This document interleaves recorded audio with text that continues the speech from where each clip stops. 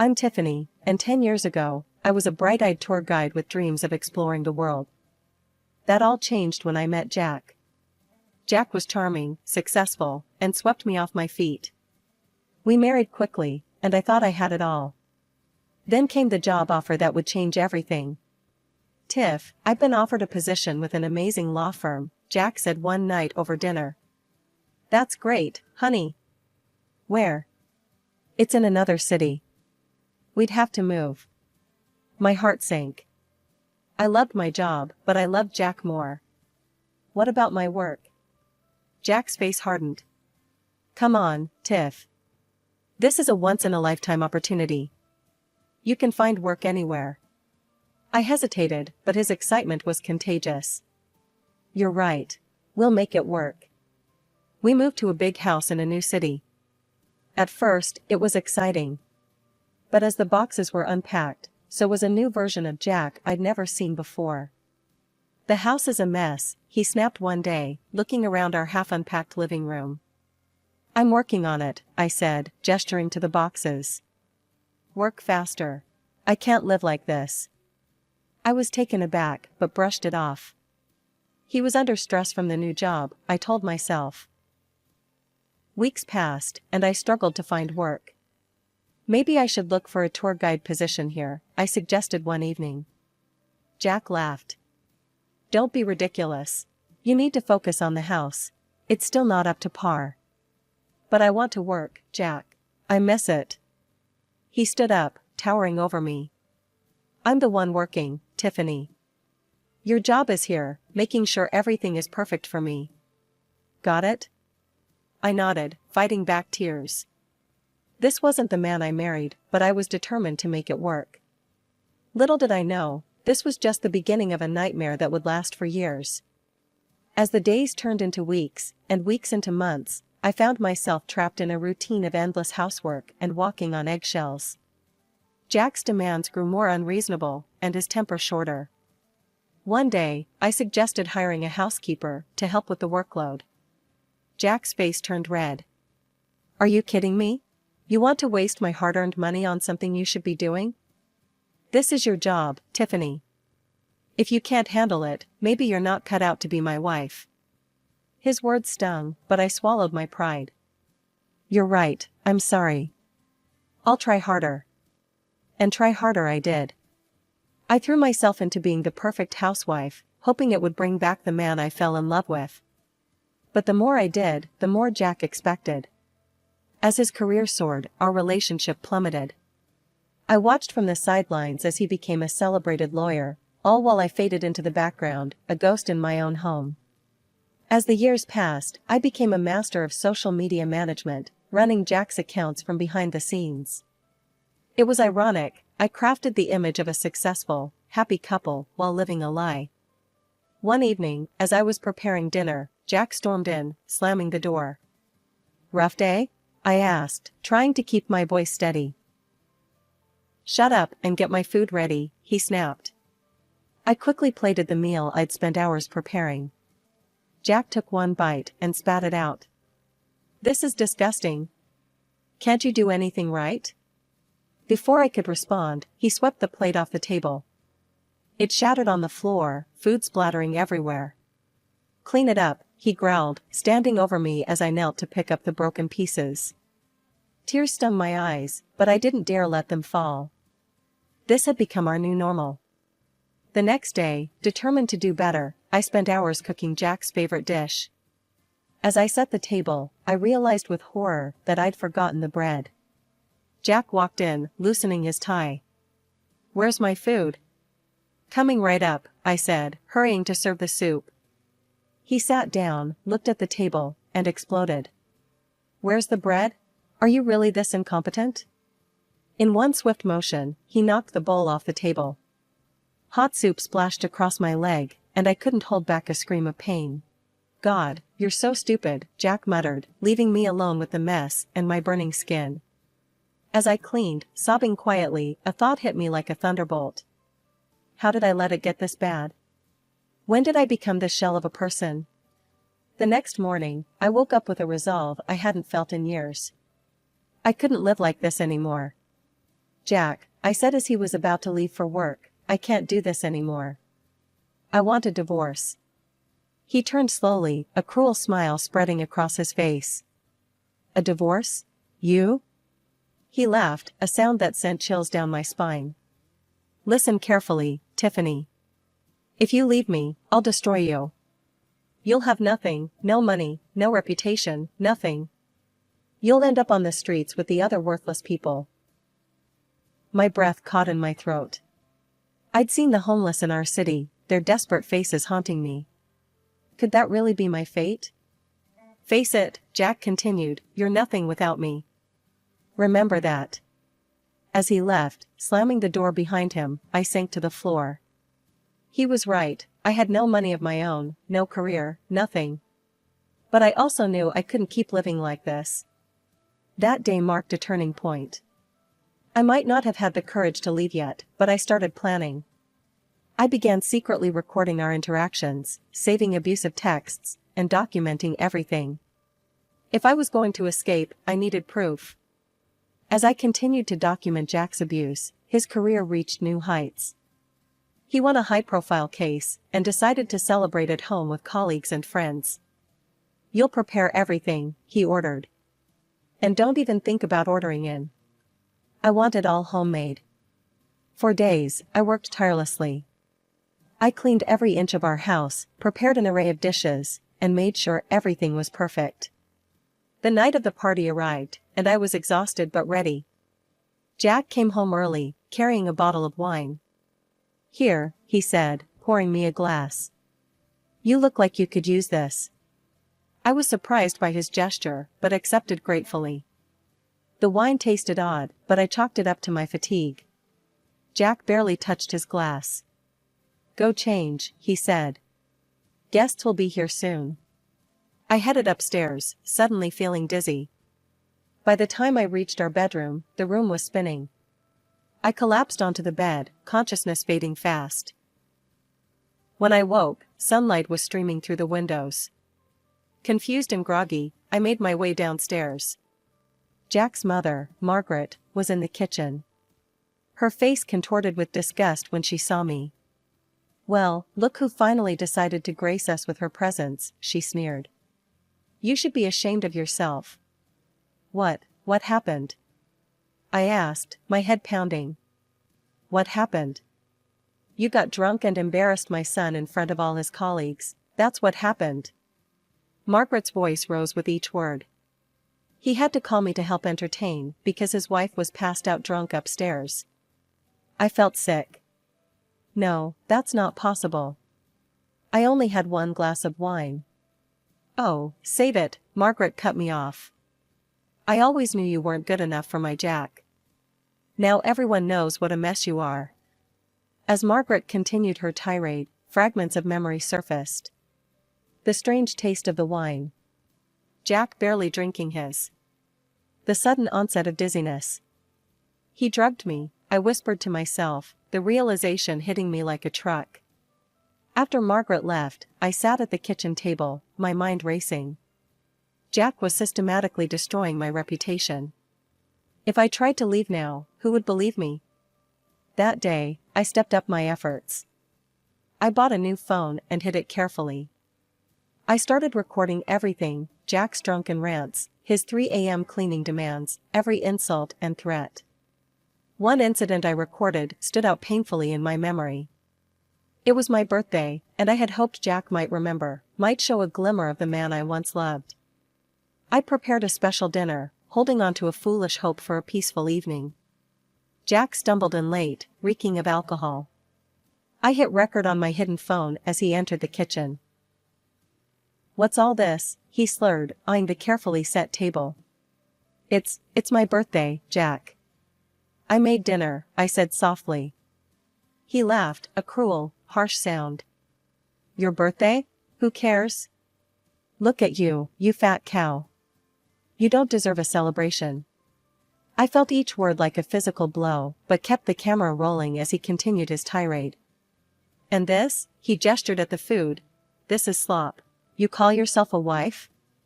Can't even cook a decent meal. He swept the plates off the table, food splattering across the floor I'd scrubbed meticulously earlier. I flinched but didn't move, letting the camera capture every moment of his drunken cruelty. Another night, the recording caught an even more bizarre incident. It was 3 a.m. when Jack shook me awake roughly. "Get up," he hissed, pulling me out of bed. "What's wrong?" I asked, disoriented and frightened. "I found dust. The house is filthy. Clean it. All of it. Now." For hours, I scrubbed every surface of our home, Jack following behind, inspecting my work with a critical eye. All the while, my phone recorded from its hidden spot, capturing his relentless demands and my exhausted compliance. These recordings became my secret weapons, concrete evidence of the abuse I endured. Each file was carefully saved and backed up, a digital archive of my suffering and, ultimately, my path to freedom. Meanwhile, I heard the whispers when we were out. Saw the looks of contempt from Jack's friends. But I kept smiling, playing the role of the perfect wife while secretly fighting for my freedom. Our wedding anniversary was approaching. Despite everything, a small part of me hoped things might improve. But I should have known better. The night of our anniversary, Jack came home in high spirits. "I booked us a table at the best restaurant in town," he announced. "Let's celebrate." I was wary, but agreed. Before we left, Jack handed me a glass of lemonade. "I made it myself," he said with a smile that didn't reach his eyes. Alarm bells rang in my head. I pretended to drink, but when Jack stepped out to make a call, I quickly poured it into a nearby plant. As we drove to the restaurant, I felt myself getting drowsy. I fought to stay awake, but my eyes were so heavy. The next thing I knew, I was being roughly pulled from the car. Through half-closed eyes, I saw Jack sneering down at me. "This is where you belong," he spat, throwing my purse far into the darkness. "With the other worthless people." I heard the car door slam, tires screeching as Jack sped away. My heart raced as I took in my surroundings. Trash littered the streets, and shadowy figures lurked in the darkness. The sound of distant gunshots made me flinch. I was alone, dressed up and wearing jewelry, in the most dangerous part of town. Jack's plan was clear. He hoped I'd fall victim to the criminals who called this area home. Panic threatened to overwhelm me, but I forced myself to think. I spotted a small convenience store, its flickering neon sign a beacon of hope in this desolate place. I ran towards it, my heels clacking on the cracked pavement. Bursting through the door, I startled the woman behind the counter. "Please," I gasped, "I need help." "Can I use your phone?" The woman, her name tag read Rosa, looked at me with a mix of concern and suspicion. "What happened to you, honey?" In a rush, I explained my situation. Rosa's eyes widened, and without a word, she locked the store's front door. "Can't have any troublemakers coming in," she explained, handing me her cell phone. "Make your call, sweetie. You're safe here." With shaking hands, I dialed my friend Sarah's number, silently thanking my good memory. Sarah answered on the third ring. "Sarah, it's Tiffany. I need help," I said, my voice breaking. "Tiff? What's wrong? Where are you?" I gave her the store's address, and she gasped. "That's the worst neighborhood in the city." "What are you doing there?" "Jack, he left me here." "Please, can you come get me?" "I'm on my way. Don't move." As I waited, Rosa kept me company, her kindness a stark contrast to the cruelty I'd become accustomed to. "Thank you," I said as Sarah's car pulled up outside. "You may have saved my life tonight." I slipped off the expensive ring Jack had given me years ago. "Here, please take this." "It's not much, but..." Rosa shook her head. "Keep it, honey. Use it to start your new life." Tears in my eyes, I hugged her before rushing out to Sarah's car. As we drove away, Sarah turned to me. "Tiff, this has to stop. You need to fight back." "How?" I asked, feeling defeated. "He has all the power, all the connections." "Not all of them," Sarah said firmly. "I have a friend who works in television. It's time to tell your story." The next few days were a whirlwind. Sarah's friend, a producer named Lisa, arranged for me to appear on a popular talk show. The lights were blinding as I walked onto the set. The host, a kind-faced woman named Angela, greeted me warmly. "Tiffany, thank you for being here," she said. "Can you tell us your story?" Taking a deep breath, I began to speak. I told them everything: the years of emotional abuse, the manipulation, the incident in the bad neighborhood. As I spoke, I saw the shock and sympathy on the audience's faces. "Why are you coming forward now?" Angela asked. "Because I can't be silent anymore," I replied, my voice stronger than I'd ever heard it. "There are so many women out there suffering in silence, thinking they're alone. I want them to know they're not." As the show ended, my phone exploded with notifications. My story had struck a chord, and people were rallying behind me. But amidst the supportive messages, one text made my blood run cold. It was from Jack. "You'll regret this, you lying scum. I'll destroy you." I showed the message to Sarah, my hands shaking. "Don't worry," she said, a determined glint in her eye. "He just made his biggest mistake. We've got him now." As we left the studio, I realized this was just the beginning. The real battle was about to start, and for the first time in years, I felt ready to fight. The days following my TV appearance were a blur of activity. My phone rang constantly with calls from journalists, lawyers, and women's rights advocates. Jack's threats continued, but each one only strengthened my resolve. One morning, I received a call from a number I didn't recognize. "Is this Tiffany?" a woman's voice asked when I answered. "Yes, who's this?" "My name is Amanda Reeves. I'm a lawyer, and I'd like to help you with your case." I hesitated. "I appreciate the offer, but I can't afford a lawyer." "You misunderstand," Amanda said. "My firm wants to take your case pro bono. We've been looking for a way to take down Jack Peterson for years. Your story could be the key." It turned out that Jack had made many enemies over the years. Amanda's firm represented several clients who had lost cases to him, some under suspicious circumstances. They saw my case as an opportunity to not only help me, but to expose Jack's unethical practices. I met with Amanda and her team the next day. As I shared my evidence, the recordings, the text messages, everything, their eyes widened. "This is gold," Amanda said, reviewing the files. "With this, we can not only win your divorce case, but potentially get Jack disbarred." The divorce proceedings began, and Jack came out swinging. He painted a picture of me as an alcoholic, unfaithful wife who was trying to ruin his reputation out of spite. "Your Honor," Jack's lawyer argued, "Mrs. Peterson has a history of erratic behavior and substance abuse. These allegations are nothing more than the desperate actions of a woman trying to extort money from her hard-working husband." I watched as Jack's mother, Margaret, took the stand, tearfully recounting instances of my supposed drunken behavior, including the night of Jack's work party. "She was a disgrace," Margaret sobbed. "My poor son has suffered so much, because of her." I felt sick listening to their lies, but Amanda squeezed my hand reassuringly. "Don't worry," she whispered. "We're just getting started." When it was our turn to present evidence, Amanda was ruthless. She played the recordings of Jack's abuse, showed the threatening text messages, and presented a timeline of his escalating behavior. "And now," Amanda said, "I'd like to call Sarah Thompson to the stand." Sarah recounted the night she picked me up from the dangerous neighborhood, her testimony corroborating my story. "Objection," Jack's lawyer shouted.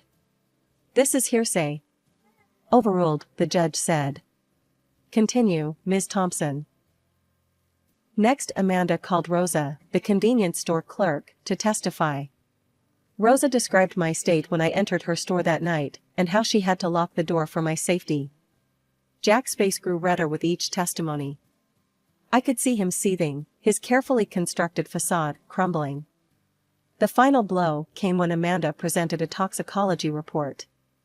"Your Honor, we had Mrs. Peterson's hair tested for long-term drug exposure. The results show traces of sedatives, consistent with her account of being drugged by Mr. Peterson." The courtroom erupted in murmurs. Jack leapt to his feet, shouting, "She's lying. You can't believe this." "Mr. Peterson, control yourself or I'll hold you in contempt," the judge warned. As the evidence mounted, I saw the change in people's faces. The doubt was replaced by shock and sympathy. Even some of Jack's friends in the gallery looked disgusted. The judge called a recess to review all the evidence. As we filed out of the courtroom, I caught Jack's eye. For the first time, I saw fear there. The courtroom was packed as we reconvened for the judge's decision. The tension was palpable, and I could feel Jack's glare burning into the back of my head. Judge Harris cleared his throat. "After careful consideration of all evidence presented, this court finds in favor of Mrs. Tiffany Peterson." A collective gasp filled the room. I sat there, stunned, as the judge continued. "Mr. Jack Peterson is hereby ordered to pay alimony, surrender 50% of all joint property, and provide financial compensation for emotional damages. Furthermore, Mr. Peterson will cover all legal costs associated with this case." Jack exploded. "This is outrageous. I'll appeal. You can't do this to me." "Mr. Peterson," the judge's voice boomed, "I suggest you control yourself. Given the evidence presented, you should consider yourself lucky that criminal charges haven't been filed." As Jack was forcibly calmed by his lawyer, the judge turned to me. "Mrs. Peterson, this court is imposing a restraining order against Mr. Peterson. He is not to approach you or contact you through any means. Do you understand?" I nodded, tears of relief streaming down my face. The next few weeks were a whirlwind. I moved out of the house I had once considered a prison, into a small but cozy apartment. For the first time in years, I felt like I could breathe. But Jack wasn't done. Despite the restraining order, he found ways to make his presence felt. Mutual acquaintances would relay his threats, and I'd occasionally spot his car driving by my new place. "We need to do something," Sarah said one evening as we were having coffee. "He's not going to stop." I nodded, an idea forming. "You're right. And I think I know how to end this once and for all." I still had access to Jack's social media accounts. He'd been too arrogant to change the passwords, probably assuming I wouldn't dare touch them. It was time to use that against him. Over the next few days, I meticulously documented our entire divorce process on his accounts. I shared court transcripts, audio clips, and my own story. The response was overwhelming. Jack's carefully crafted public image crumbled overnight. His firm, unwilling to be associated with the scandal, asked for his resignation. Clients dropped him in droves. When Jack realized what was happening, he went ballistic. He showed up at my apartment, pounding on the door. "You scum," he screamed. "I'll kill you for this." I called the police, and they arrived quickly. Jack was arrested for violating the restraining order, his threats caught on my phone's voice recorder. As they led him away, I saw the man I had once loved, now a shell of himself, broken by his own cruelty and arrogance. In the following months, I heard through the grapevine that Jack had moved to another state, trying to rebuild his career. But his reputation followed him, and he struggled to find work. As for me, I was rebuilding too, but in a much different way. The publicity from the case led to an opportunity one never expected. A local charity that helped women escape abusive relationships reached out to me. "We'd like you to come work with us," the director said. "Your experience could help so many women." I accepted, without hesitation. For the first time in years, I felt like I had a purpose. I was using my pain to help others, and in doing so, I was healing myself. 1 year after the trial, I stood in front of a room full of women, all survivors like me. As I shared my story, I saw hope rekindling in their eyes. "Remember," I told them, "you are stronger than you know. Your story matters. And you are not alone." As I looked out at their faces, I realized that this moment, this purpose, was what I had been fighting for all along. Not just my freedom, but the chance to help others find theirs. As months passed, my work at the charity became more than just a job, it became my calling. I found myself connecting with women from all walks of life, each with their own harrowing stories of abuse and survival. One day, a young woman named Emily came to our center. Her story was painfully familiar: a controlling husband, isolation from friends and family, and a deep-seated fear of leaving. Over the next few weeks, I worked closely with Emily, helping her create a safety plan and build up her confidence. When she finally left her husband, the look of relief on her face was all too familiar. "Thank you," she whispered, hugging me tightly. "You saved my life." Her words hit me hard. In helping her, I realized I was also continuing to heal myself. As our center's reputation grew, we started receiving invitations to speak at conferences and events.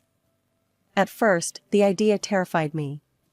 Public speaking had never been my forte, and the thought of sharing my story with large audiences made my palms sweat. But Sarah, ever my rock, encouraged me. "Tiff, your story could help so many people. You've got to do this." My first speaking engagement was at a local university. As I stood at the podium, looking out at the sea of faces, I felt a surge of strength I didn't know I possessed. "My name is Tiffany," I began, "and this is my story of survival." As I spoke, I saw the impact my words were having.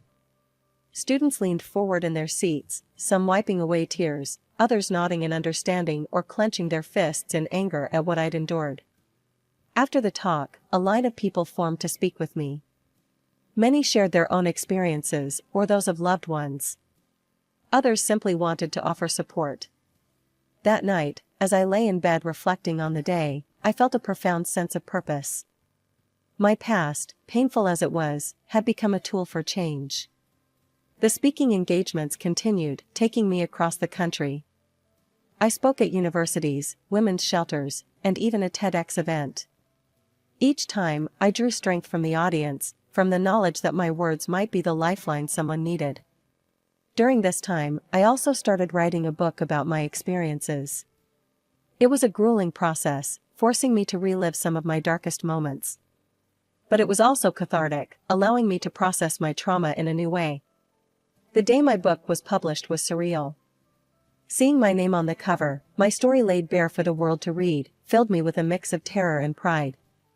To my amazement, the book resonated with people. It climbed the bestseller lists, and I soon found myself doing interviews on national television. During one such interview, the host asked me a question that made me pause. "Tiffany, after everything you've been through, do you have any regrets?" I thought for a moment before answering. "I regret the years I lost to fear and abuse. But I don't regret my journey.